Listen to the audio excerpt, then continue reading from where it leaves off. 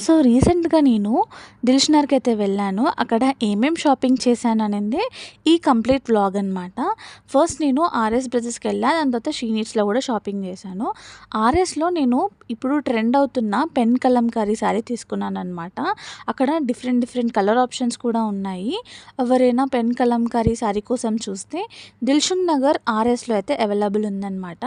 దీని price range వచ్చేసి 1195 పడింది నాకు ఈ కలర్ లేదని చెప్పి ఈ కలర్ ఆప్షన్ తీసుకున్నాను.